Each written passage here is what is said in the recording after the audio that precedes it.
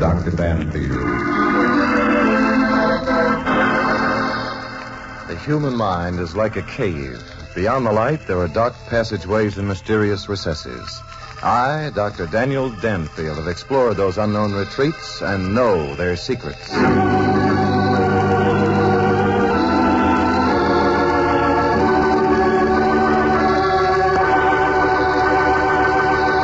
In a moment we return. Danger, Dr. Danfield, but first...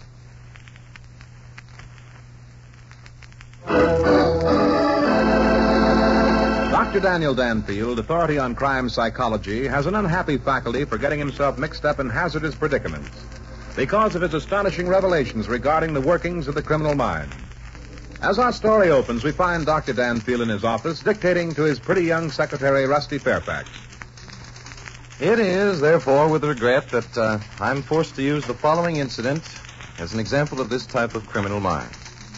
Miss Fairfax and I had been invited to attend the engagement party of Miss Hazel Humphrey and Count Andre de Villiers.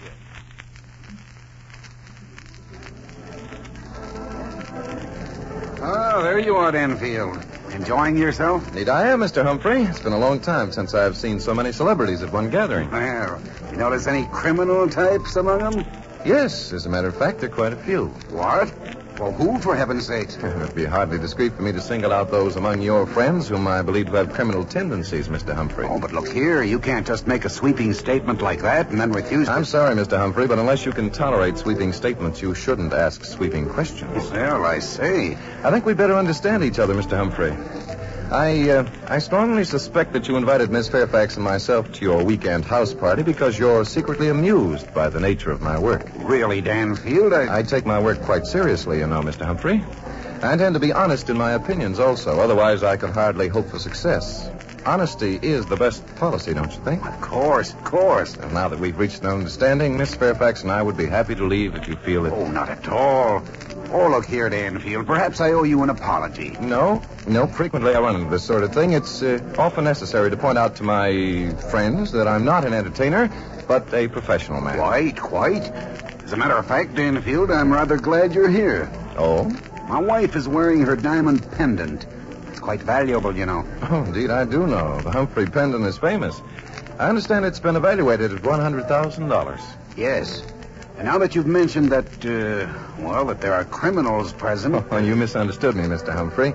I didn't say there were criminals present. I said there were many people present who possessed criminal tendencies. Well, it amounts to the same thing. By Jove, now I am alarmed. I think perhaps I'd better warn Edna and suggest that she... Well, here's a young lady. Yes. Some party, eh, Dan? Oh, hello there, Mr. Humphrey. Hello. Oh, yes, of course. You're Miss Fairfax, Danfield's secretary. I'm sorry I didn't... Oh, don't apologize. With this gang, I don't blame you for forgetting the names of half of them. Or do you know them all? No, I'm sorry to say I don't. Now, if you'll excuse me, I must find Edna. What's the matter with him? Am I poison or something? Mr. Humphrey is disturbed over the fact that his wife is wearing her famous diamond pendant, Miss Fairfax. Well, why shouldn't she wear it? What kind of a bang can she get out of owning the thing if she keeps it locked away in a safe all the time? Oh, Miss Fairfax, I'm afraid you'll never understand human nature. Some people enjoy possessing valuable articles, even though they may never see them. Maybe you're right. Maybe I don't know much about human nature, but I know an unhappy bride-to-be when I see one. Oh? And to whom are you referring, Miss Fairfax? Hazel Humphrey. Who else? Hazel Humphrey?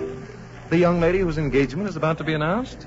Oh, come, Miss Fairfax. Hazel Humphrey is making an excellent match. Who says so? Why, everybody. The papers have been full of it. Have they?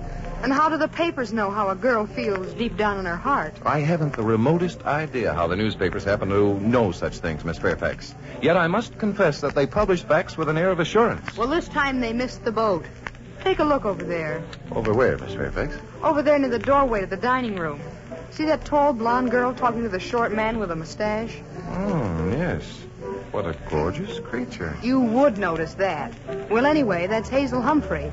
And the person she's talking to is Count Andre de Villiers. Is it really? Well. Does she look happy to you? I see what you mean. She doesn't seem to be playing the role of the ecstatic bride-to-be, does she? Oh, well, probably a lover's tiff. Lover's tiff, my foot. She doesn't want to marry the guy. Her mother's driving her into it because Count Fatso has a title. Oh, Dan, can't you do something? Do something? I? Come, Miss Fairfax. Let's be serious. I am serious. Look, you're supposed to know all there is to know about human nature and human instincts and all that sort of thing. Why don't you get in there and help that poor girl out? Miss Fairfax, must I remind you that... Oh, yes, I know. You're only interested in the criminal mind. All right. It's criminal if you stand to one side and let that poor girl fall into the clutches of that money-grabbing phony. That's quite enough, Miss Fairfax. I'm not conducting an advice to the Lovelorn Bureau. I haven't the faintest interest in whether Miss Humphrey marries Count de Villiers or whether she jumps from the Brooklyn Bridge tomorrow at dawn. Now, is that clear? It certainly is. And a lot of other things are clear also, Dr. Daniel Danfield. It's clear that you're stubborn and selfish and that you can't see beyond the end of your nose. Miss Fairfax. It's clear that I was a fool to have ever hoped that someday you might thaw out and act human. Act human? It's clear that I think you're a prude and that someday I hope you fall in love and learn what it's like.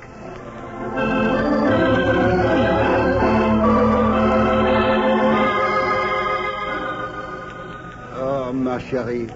Tonight you are very, very lovely. Oh. You are like the summer sunset over the ocean. You are Andre, for heaven's sake, relax. Oh, ma chérie. Now, look, darling, let's get things straight, once and for all. You don't have to put on an act for my benefit. I know you don't love me. Mon Dieu, ma chérie. What is these things you say? Well, do you? But please, you must understand. To me, you are like the summer shower to the parched grass. You are like... Oh, nuts. Andre, listen, you're a good guy and all that. If you weren't such a little half-baked roly-poly, I could probably go for you. The fact of the matter is, I'm in love with someone else. Ma chérie. Oh, don't get me wrong. I'm not going to double-cross you. We've made a deal and it stands. A deal, ma chérie? Sure, my family's got money and you want in, okay. You have a title and my mother and father are willing to pay for it. I'm the goat. What is this goat? Oh, forget it, darling. Other girls have been sold down the river before. Why don't you run along and... Mon Dieu, all this talk of selling goats down the rivers.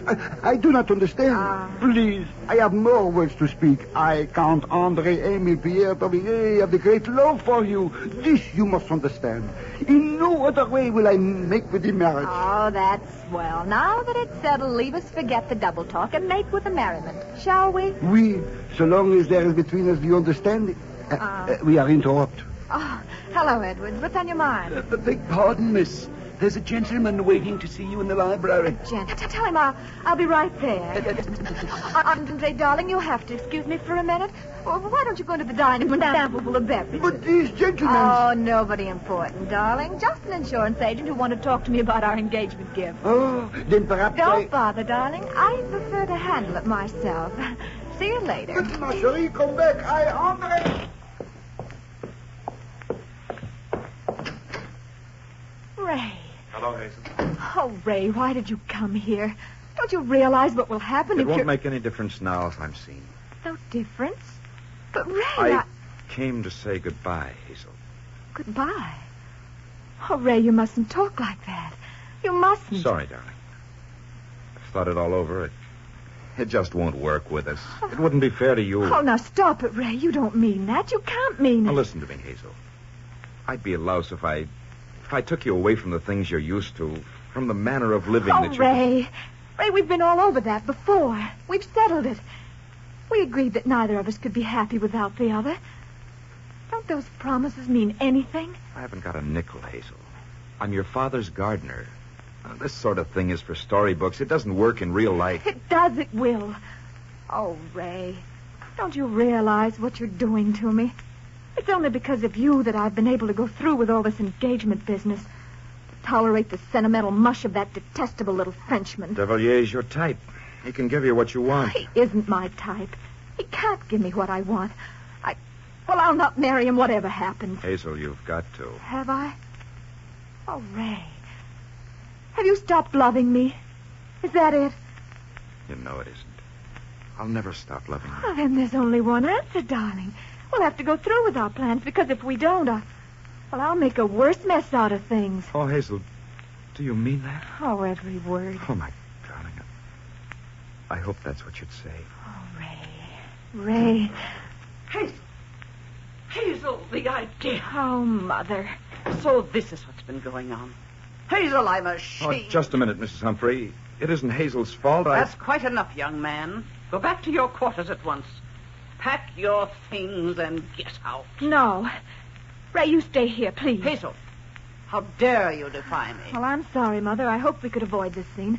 I hoped it would be all over before you found out. Found out what? I'm not going to marry Count Davillier, Mother. Hazel. I'm going to marry Ray.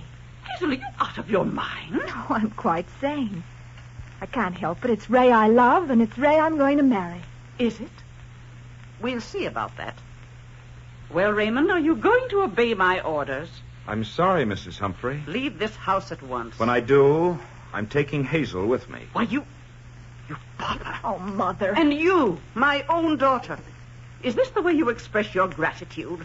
After all your father and I have done for you? Giving you every advantage? Sending you to the best schools? Arranging for you to meet the right people? And now this. Oh, Mother, I know I'm grateful for what you've done for me. Only sometime I've got to begin living my own life. Doing things that I think are right. Things that you think are right. Do you think it's right to hold a clandestine meeting with your sweetheart at your own engagement party? Do you know how much this party is costing your father and me? No, and I don't care. I didn't want the party, and you know it. What? It was your own doing. I've told you 1,000 times I didn't love Count Davillier, that I wouldn't marry him. Yet you went ahead planning and scheming, convinced that I'd be carried away with all the glitter and glamour, and yield. Well, I won't. Hazel. You should be thankful I didn't embarrass you by not appearing at all. Oh, I can't believe it. Oh. This isn't my girl talking. This isn't the child I reared with such loving care and Oh, Mother, stop it. Stop it. The little girl whom I've sheltered and protected. Oh, for heaven's sake, Mother. Stop the drama. Haven't you any feeling? Don't you realize that Ray and I love each other? Love each other? Oh, Poppycock. You're not capable of knowing whether you love anyone or not. Love, indeed. What has love got to do with it? When you've an opportunity to marry a man with a title... Just a moment, Mrs. Humphrey, please. Well, what do you want? I want to tell you my purpose in coming here tonight. I came to tell Hazel I was going away. I came to tell her that you were right, that a marriage between us wouldn't work. I asked her to release me from my promise. Well, and... She refused, Mrs. Humphrey. And I thank heaven I had sense enough to listen. Now that I know what kind of a woman you are, how selfish and unfeeling and cruel, there's nothing could stop me from taking her away. Oh, Ray. You fool. You young, stupid fool. What are you going to live on? The money you make as a gardener? I won't be a gardener forever. If Hazel isn't satisfied with the money I make, I'll get more. I'll get it if I have to steal it.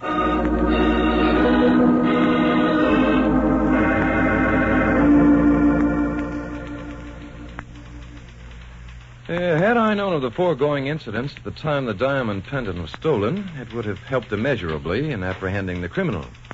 Miss Humphrey and her young man did not leave the party that night. Whether this was out of consideration to the girl's parents, or whether they felt that by waiting a few days they could convince Mr. and Mrs. Humphrey of the wisdom of their decision, I did not discover. At any rate, both the young people were present when the robbery occurred. I was sleeping soundly when Mr. Humphrey knocked on my bedroom door. Huh? Oh, come in. Oh, it's Mr. Humphrey. Danfield, in heaven's name, get up. Something terrible has happened. Oh, something terrible? My wife's diamond pendant has been stolen. Stolen? Yes, stolen. Good heavens, man, don't you understand what this means? Well, naturally, Mr. Humphrey, the loss of the pendant must mean considerable... It's more than the mere loss of the pendant. Danfield, listen to me. If those diamonds aren't recovered, it will mean my complete financial ruin. I don't believe I understand. I had intended to sell the pendant next week. Things have not been going well with me financially. It's been necessary to keep up appearances. Danfield, I suppose this will shock you as it would many people. But the truth is, I'm broke. Well, that explains it. Explains what? Nothing. Tell me, Mr. Humphrey, this marriage of your daughter to Count Davillier. Davillier has connections. He believes that I'm rich. With the funds I received for the pendant, I could have satisfied my creditors until Davillier put me next to something good. This is indeed amazing. Was the pendant insured, Mr. Humphrey?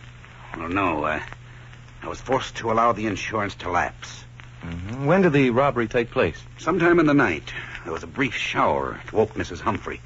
She lay for a while listening, thinking she'd heard a noise. Presently it stopped raining completely, and she heard the heavy breathing of a man. And then what did she do? Nothing. She lay still, waiting. Apparently the burglar must have thought that she'd gone back to sleep. He crossed to the open window and jumped to the lawn below. That's rather an extraordinary story, Mr. Humphrey. As a matter of fact, I don't believe it. I beg your pardon? I should think you might. I suppose Mrs. Humphrey screamed and aroused the household, demanding everybody's arrest? Why, no. She told no one but me. I rather thought it best to keep the thing quiet until you'd had a chance to investigate. Now, look here, Danfield, if you're suggesting that last statement interests me, Mr. Humphrey. Tell me, did your wife recognize the figure that jumped from the window? Why, no. That is, she rather thought at first that it was our gardener, a young man named Raymond Arrow, but she was by no means sure. Ah. What do you mean, ah? Nothing, just, ah. Where's your wife now, Mr. Humphrey? She remained in bed. The experience upset her considerably. I've sent for Dr. Chandler. I see. Now, will you please tell me the time? The time? Why, it's 6:45. Thank you, Mr. Humphrey. If you'll wake Miss Fairfax and ask her to join me outside in 15 minutes, I think I shall not only be able to identify your thief, but recover your wife's diamond pendant.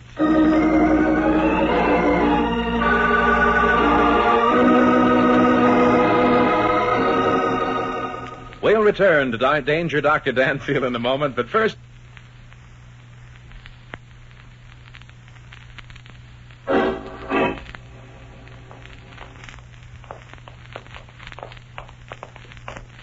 It seems to me you were bragging too much when you told Mr. Humphrey you'd recover the pendant for him. Oh, really, Miss Fairfax? Yes, really.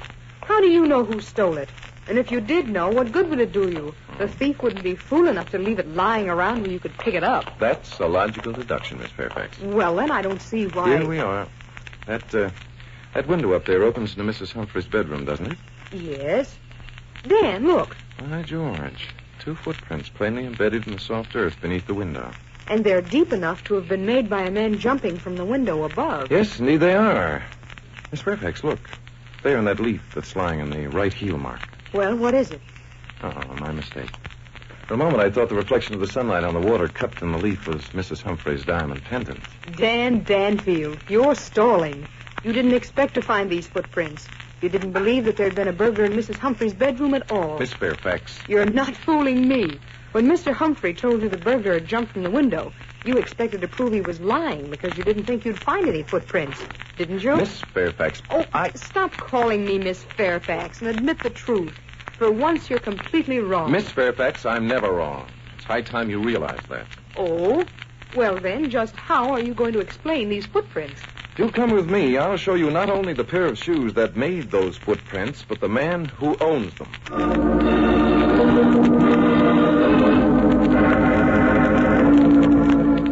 Oh, there you are, Danfield. And Miss Fairfax. Come in, come in. Have you apprehended the criminal? Yes, as a matter of fact, we have.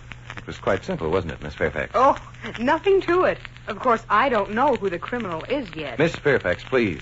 I'll do the talking, if you don't mind. Well, you asked me a question. Oh, I say, Danfield, is that a pair of shoes you're carrying? Indeed it is, Mr. Humphrey. Does anyone here recognize them? Well, they're certainly not mine. Naturally, they're not, Edna. They're men's shoes. Where did you get the things, Danfield? They look like a pair of workmen's boots. I believe they are, Mr. Humphrey. Do you recognize them, Miss Humphrey? I? Well, why should I recognize them? Of course not. I've never seen them before in my life. Oh, pardon me, Miss Humphrey, but you sound altogether too definite. I think you've seen these shoes before and on many occasions. They belong to your gardener friend, Mr. Raymond Arrow. Oh. So, the gardening man wears shoes, does he? Most anyone would wear shoes, my friend, when he plans to jump to the ground from an upstairs window. I knew it. It was that gardener who stole my pendant. It wasn't. It couldn't have been. So, this gardening man with the cone is also a thief. Ma chérie, at least I can't... Oh, Andre, for pity's sake, be still. Ray didn't steal the pendant, and this Danfield person or anyone else can't prove that he did. Dan, are you going to let her talk to you like that? Miss Fairfax, please. I'm sorry, Miss Humphrey. These shoes belong to Mr. Errol by his own admission. I don't believe it. The design on the rubber heels is identical to the designs on the heels of the imprints beneath your mother's window. Oh, there could be 100 pairs of shoes of the same design. The mud which Mr. Errol scraped from the shoes is the same in texture as that near the imprint. Right, Miss Fairfax? I guess so. Never guess, Miss Fairfax. Be specific. Why should I? You don't pay any attention to me. Just a moment. Danfield, there's something amiss here. For some reason or other, you're stalling with a lot of nonsensical Stalling, chatter about... Mr. Humphrey? Yes, stalling. If Errol is guilty, why haven't you... Oh, sir! What's the matter? Good heavens. What is wrong? At the window. Who's at the window? He's there. I saw him. He had a gun. What are you talking about? Who has a gun? I saw him. Go after him. It won't be necessary to go after him, Mrs. Humphrey. Come in, Mr. Errol. Oh, Ray. Hello, darling. Sorry I had to frighten your mother so. Errol, was that you outside the window? Yes, sir, it was. What's the meaning of this? Dr. Danfield, arrest that burglar. I haven't the authority to arrest him, even though he were the thief, Mrs. Humphrey. What do you mean, even though he were the thief?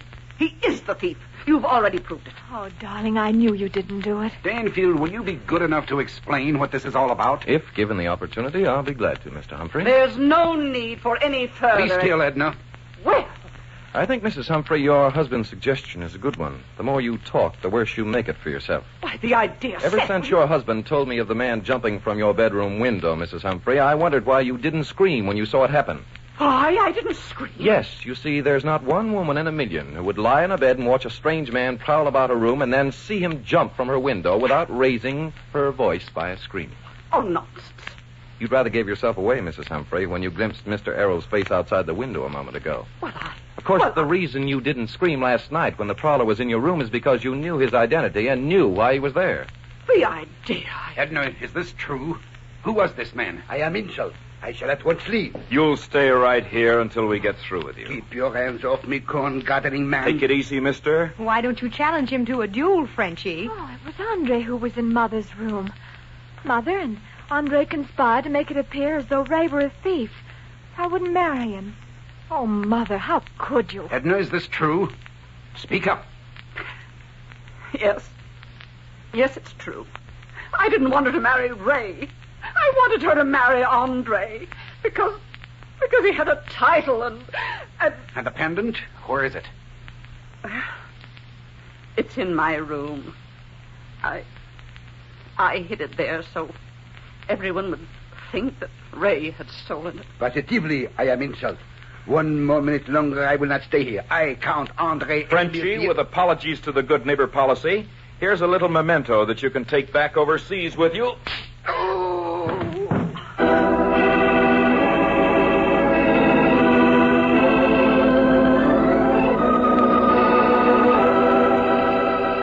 We'll return for the conclusion of Danger Dr. Danfield in a moment, but first...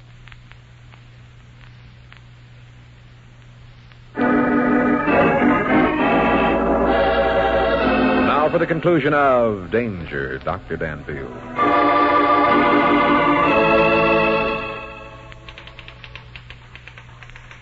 The details of how this matter was concluded are, of course, unimportant. It is, however, significant that those involved in the conspiracy to jeopardize the reputation of young Mr. Errol were... Well, Miss Fairfax? Don't your lecture classes ever get bored, Dr. Danfield?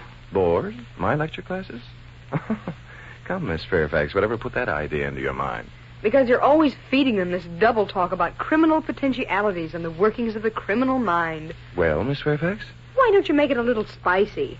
Tell them about how Hazel and Ray eloped the next day and the old lady finally broke down and admitted that she didn't want a title anyway. But, Miss Fairfax... Tell them when Ray found out that Frenchie'd swiped his shoes and what he'd used them for, he socked the guy again, which pleased everybody. Miss Fairfax, it seems to me that... And then tell them how you knew that the old lady was lying when she gave out with that story about a burglar jumping out of her window. She wasn't lying. Count de Villiers did actually jump from the window so that we'd find his footprints. Well, I know that, but it seems to me... There was merely a discrepancy in Mrs. Humphrey's story which aroused my suspicions. You see, she told her husband that she lay awake until it stopped raining completely. Then she heard a man's breathing, and then she saw him jump from the window. Well? Why, Miss Fairfax, you yourself saw the raindrops on the leaf that we found in the footprints. The sun shone on them, which made me think for a moment we'd found the lost diamonds. For gosh sake. Now, do you understand, Miss Fairfax? Why, sure. If the burglar had jumped from the window after it had stopped raining, there wouldn't be any raindrops in the leaf, would there? Quite right, Miss Fairfax. Now, shall we continue? Oh, let's not. Let's not. Dan, aren't you ever going to learn to be human? Human? Miss Fairfax. Rusty, would you lift your chin just a little bit higher? Yes, that's fine. Now, Wow. How human can a guy get? Miss Fairfax, I see what you mean.